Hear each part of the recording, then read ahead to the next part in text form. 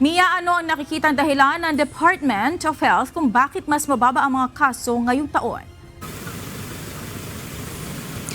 Monica, information drive at yung patuloy na kampanya kontra firecracker, gayon din yung patuloy na pakikipagtulungan ng mga local government units sa kanilang mga ipinatutupad na mga ordinansa, isa sa mga nakikita ng Department of Health. Kaya naman kung ikukumpara ang kaso ng fireworks-related injuries noong nakaraang taon, mas mababa ito ngayong 2026. Patuloy na may namomonitor na nasugatan at napuputukan ng fireworks at firecracker lalo nitong kasagsagan ng pagpapalit ng taon. Sa datos ng East Avenue Medical Center o EAMC, 23 na ang kaso ng mga nasugatan dahil sa paputok.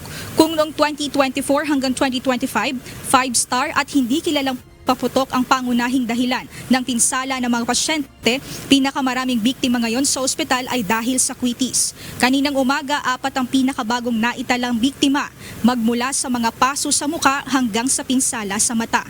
Samantala, sa inilabas naman na ulat ng lungsod ng Maynila, umabot na sa 122 ang fireworks-related injury victims na naitala ng Manila Health Department hanggang alas 2 kaninang hapon ngayong unang araw ng 2026. Batay ito sa monitoring ng pamahalaang lungsod sa 7 district hospitals ng Manila kagabi.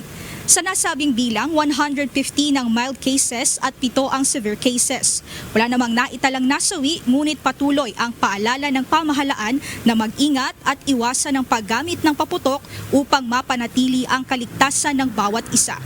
Sa kabila ng mga natatalang kaso, ayon sa kabuuang datos ng Department of Health, kung ikukumpara ito sa nakaraang datos na mayroong 403 na kaso, mas mababa ito ng 42%.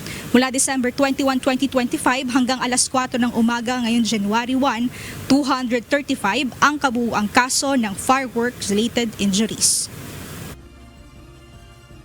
Kahit na mas mababa ngayong araw ang bilang ng mga nasugatan dahil sa paputok kumpara noong nakaraang taon, inaasahan ng DOH na darating ang mga huling ulat mula ngayon, Enero 1 hanggang Enero 5.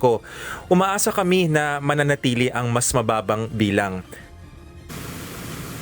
Samantala, Monica, inaasahan naman na sa January 5 ang pinakahuling magiging assessment ng DOH patungkol dito sa mga pinaka-final na datos ng mga naapektuhan itong paputok. Ganyan din yung iba pang mga karamdaman ngayong holiday season na naitala.